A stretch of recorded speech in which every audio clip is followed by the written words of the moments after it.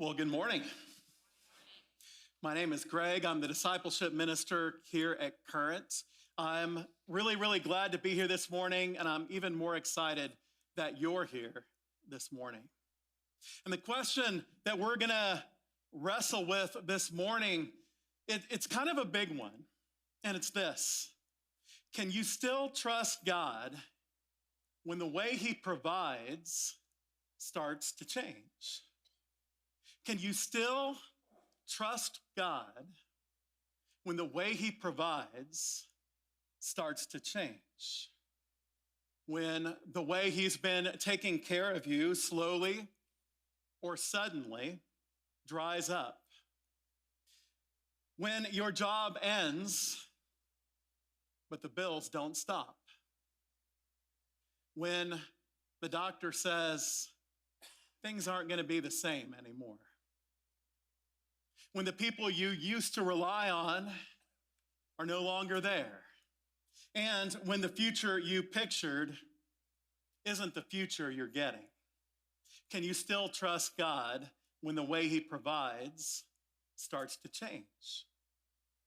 If you've ever asked that question, Scripture tells us a story that drops us right into that moment. Here's the world that story happens in. Moses leads the Israelites out of Egypt, and they wander in the desert for 40 years. Joshua reclaims the promised land, and that leads us into the chaotic season of the judges. And then we have the kings, Saul, David, Solomon. And Solomon, he was wise, but his heart was divided. And so God told him, because your heart is divided, I will divide your kingdom. And that's exactly what happened. The northern 10 tribes split away, broke away, and became Israel.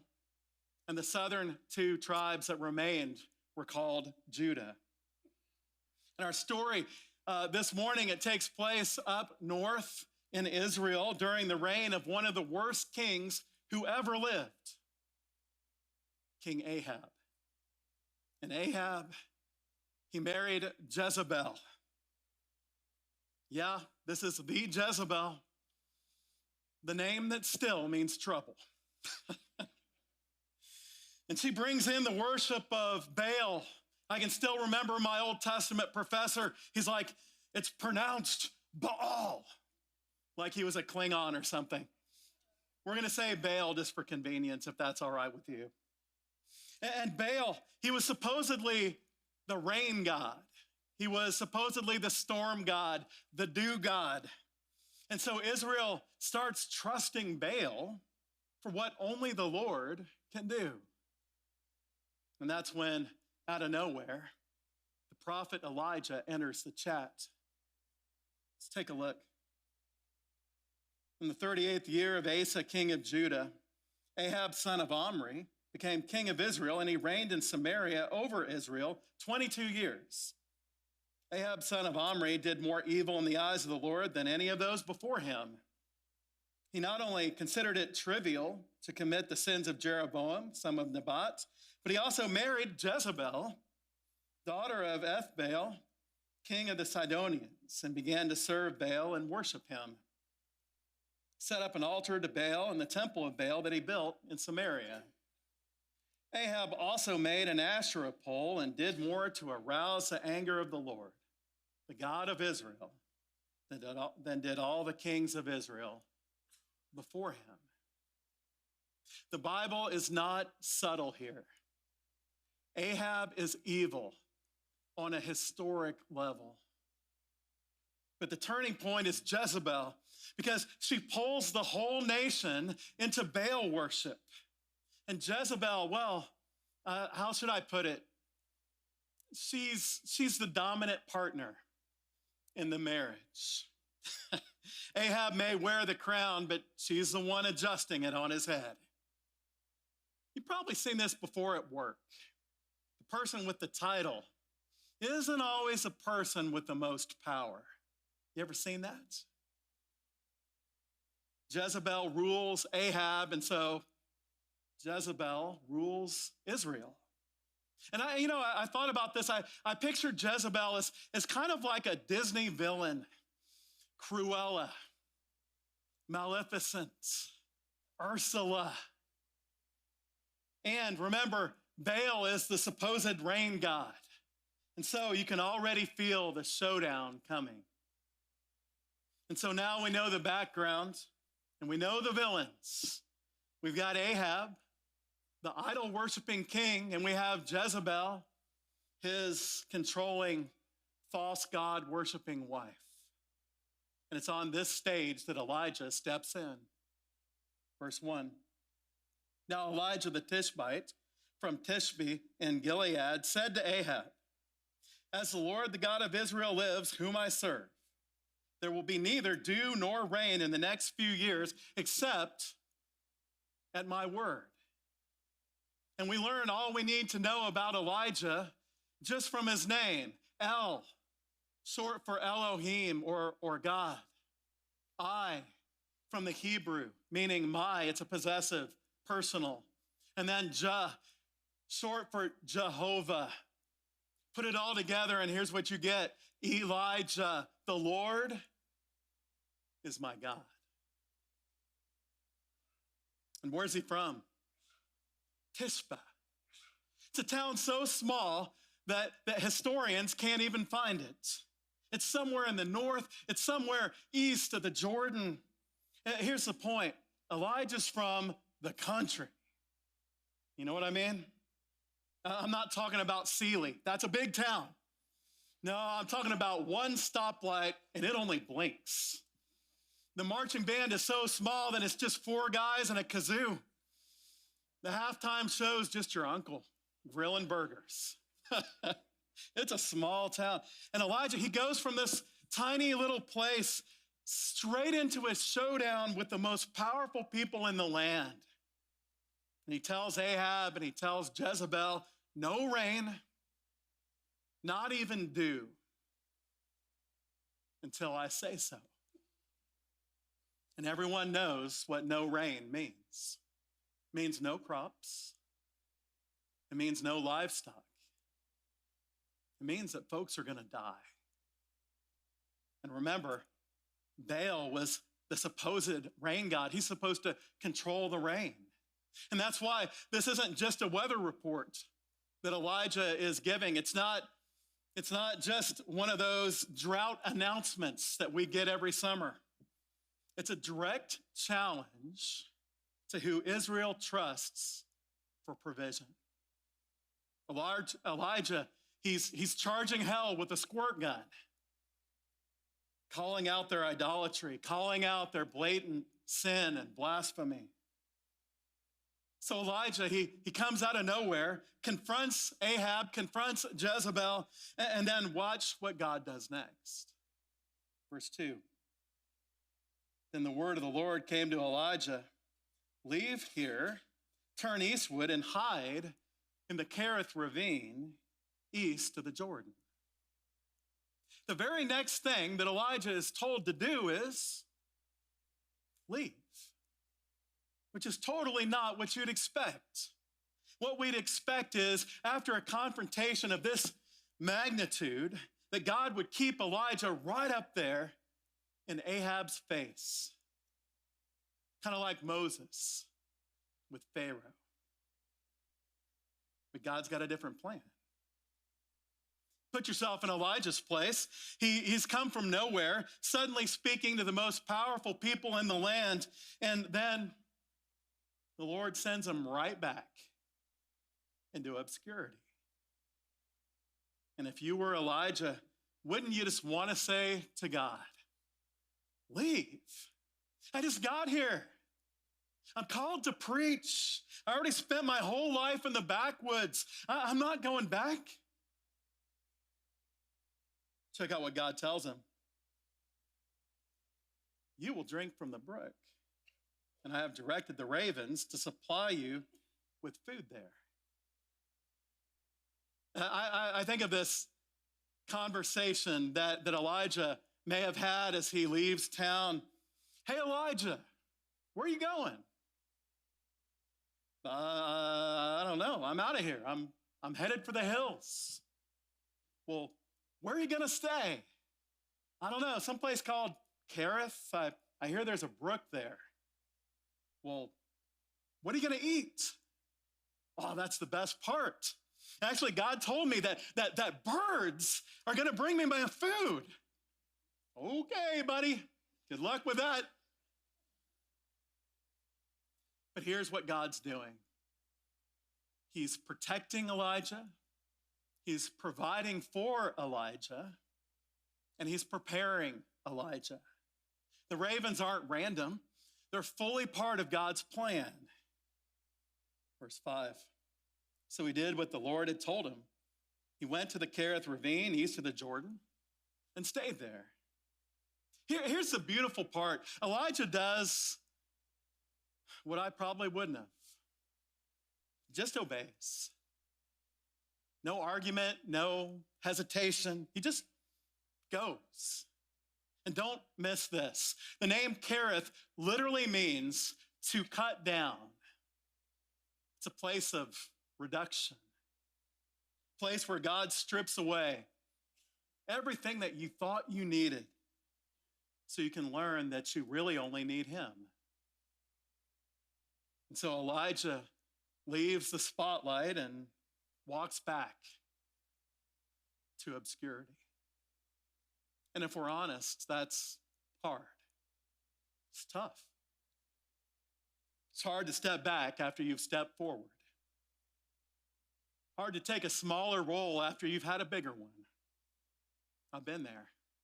Years ago, I was leading a church, and I was in the lead pastor role, and God moved me into a season that felt like the deserts. In fact, he sent my family and I to a church in the literal desert of Las Vegas. I wasn't calling the shots anymore. At the time, it didn't make sense, but looking back, I can see it clearly. God wasn't sidelining me. He was shaping me.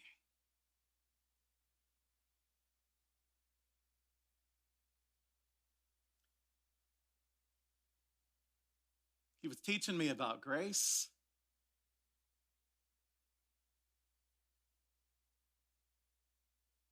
Stuff you just can't learn in seminary.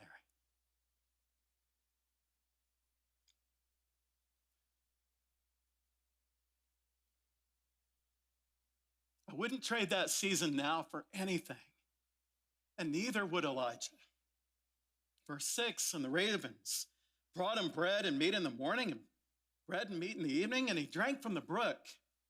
It's like an old Disney movie. You know, I picture Cinderella, and the birds are, and she's all like, da-da, and the birds are bringing him food, right? It's crazy. The birds bring him 2 meals a day, every day, for years. It's a dry and dusty land at any time, but don't forget, God has pronounced this huge drought through Elijah on the lands. And that cool, refreshing stream is a constant reminder of God's moment-by-moment provision. God led Elijah there, and now he's sustaining him there. Don't you know, those two things always go together. Where he leads, if it's really God,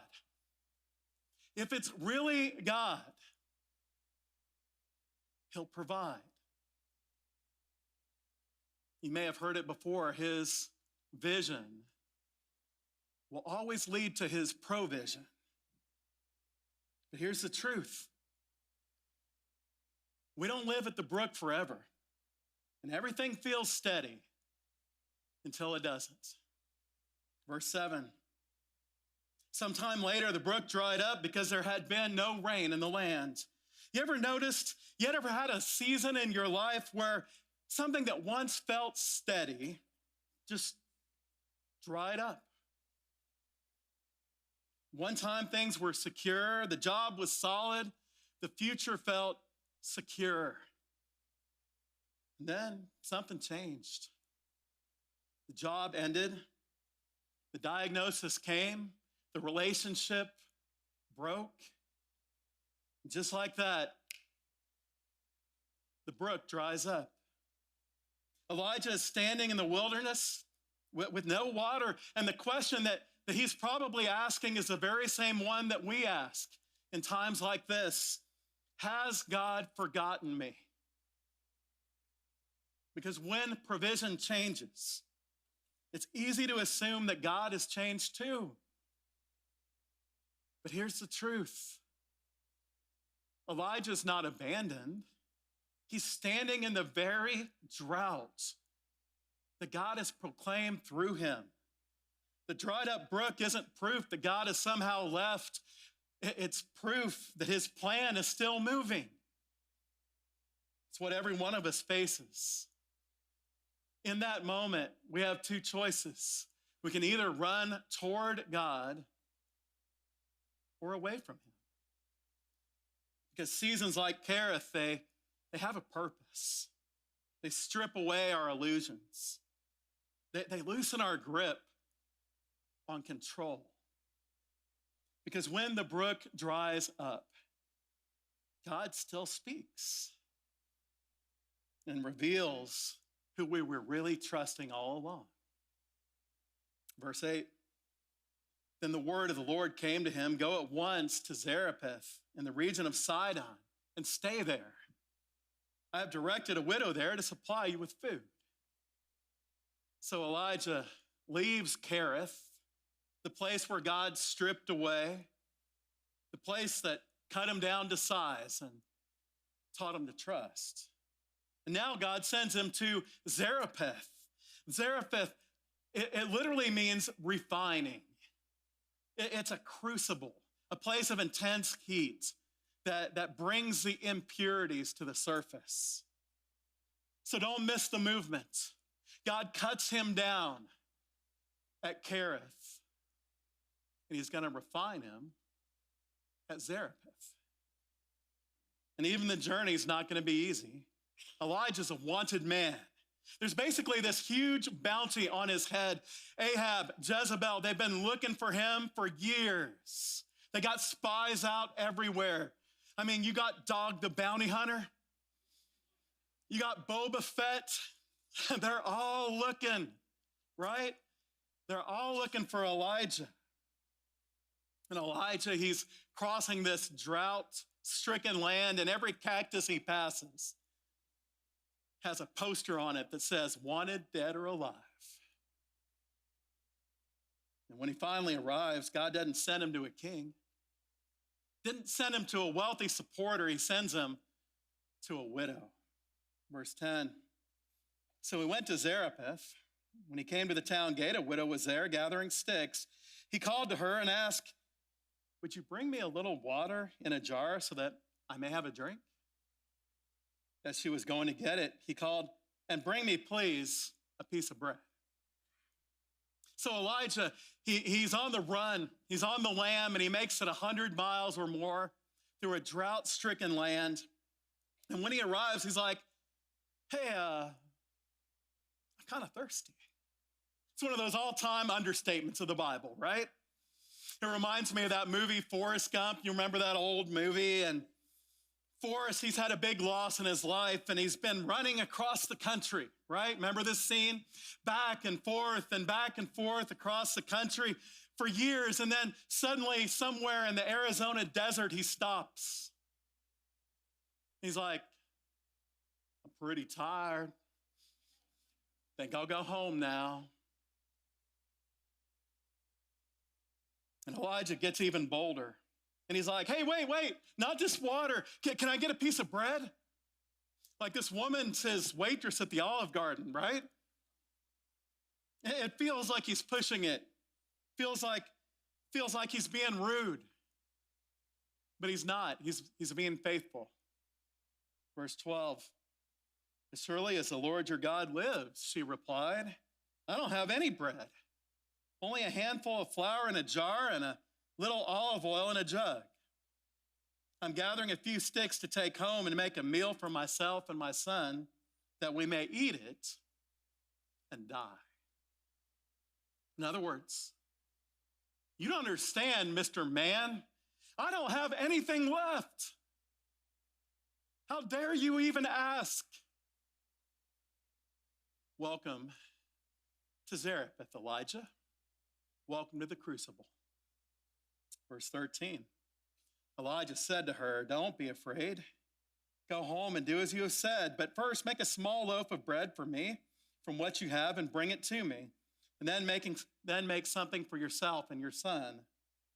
For this is what the Lord, the God of Israel, says. The jar of flour will not be used up, and the jug of oil will not run dry until the day the Lord sends rain on the land. And I want you to know, this isn't just symbolic language. This isn't just some way that the community is kind of getting together behind her back and sneaking into her house when she's not there and refilling the stuff. It's not a metaphor. It's a miracle. Her flour will refill. Her oil will replenish every day, just enough. Verse 15. She went away and did as Elijah had told her. So there was food every day for Elijah, for the woman and her family. For the jar of flour was not used up, and the jug of oil did not run dry, in keeping with the word of the Lord spoken by Elijah. She went and she did. I like that. I think that's sometimes exactly what faith looks like. Not understanding everything, maybe not even understanding most of it, just taking that next step of faith in the Lord. Just like God promised, there was food every day. Not abundance, not surplus, just enough. Every morning she checks the jar, enough. Every evening, still enough. And it reminds us of something simple. When God says he'll provide, he does. But there's one more scene that we need to look at. Verse 17. Sometime later, the son of the woman who owned the house became ill. He grew worse and worse, and finally stopped breathing. She said to Elijah, what do you have against me, man of God? Did you come to remind me of my sin and kill my son? And just like that, after all the provision, after the daily miracles, tragedy hits. Her son gets sick and he dies. The Bible doesn't tell us how he died or what took him, only that it did. And in her grief, she looks around for someone, anyone to blame. She turns to Elijah and says, did you come here to remind me of my sin? And honestly, grief does that. When pain is overwhelming, we reach for answers, even if they don't make sense. This is the worst loss she's ever known. And in that moment, she just lashes out. Verse 19, give me your son, Elijah replied. He took him from her arms, carried him to the upper room where he was staying, and laid him on his bed. And I just picture the scene. This widow, she's standing there. Tears are streaming down her face, holding the body of her son in her arms. It's like a scene from a movie. And Elijah just holds out his arms and he says, give him to me. Do you know what really impresses me about Elijah in this moment? It's his silence. Somehow he knows there's just nothing he can say that's going to take her pain away. And he doesn't rebuke her. He doesn't tell her that she should not be blaming him, that he's the last person that she ought to be blaming right now. No, Elijah's in a tough spot, but he doesn't fall apart. He doesn't lose his cool. He doesn't get mad because he's being blamed for something that's not his fault. He's gentle, and he's determined in the face of unfair accusations. Give me the boy. Let me ask you this. What do you do when you're unfairly criticized? It happens to all of us. What do you do? When someone puts something on you that isn't yours to carry. Elijah, he's a model of manhood here. He stands tall. He doesn't panic. Why should he? God's always come through before, and he will again. Verse 20. Then he cried out to the Lord, Lord, my God, have you brought tragedy even on this widow I'm staying with by causing her son to die? Then he stretched himself out on the boy 3 times and cried out to the Lord, Lord, my God, let this boy's life return to him. The Lord heard Elijah's cry, and the boy's life returned to him, and he lived. Elijah picked up the child and carried him down from the room into the house. He gave him to his mother and said, look, your son is alive. Then the woman said to Elijah, now I know that you are a man of God, and that the word of the Lord from your mouth is the truth. You know, this is the very first recorded resurrection in the entire Bible. Last Sunday, Resurrection Sunday, Easter Sunday, we talked about the most important resurrection. And this isn't just about a boy in this First Kings account. This isn't just about a boy coming back to life. It's a preview. Because sometimes God's provision isn't just bread. Sometimes it's life. And one day God would provide life, not just through an Old Testament prophet, but through his own son. And it reminds us that the God who provides is also the God who can bring life out of what seems finished in your life. And when you step back and look at Elijah's story, you start to notice something. God keeps changing the way that he provides, doesn't he? There's a brook and the birds. There's the flour and the oil. There's the miracle of the sun. Everything around Elijah changes. But God never does. And that's the point. And that leads us back to the question we led off with. Can you still trust God when the way he provides starts to change? Answer, yes. When provision changes, God hasn't. And that's why you can trust him. Look at somewhere in your life, there's a place. There's a brook that's dried up. Something changed. Something ended. Something looks different than what you thought it might. And the decision in front of you isn't whether you like it.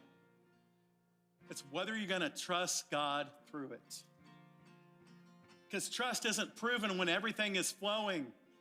Trust is proven when it isn't.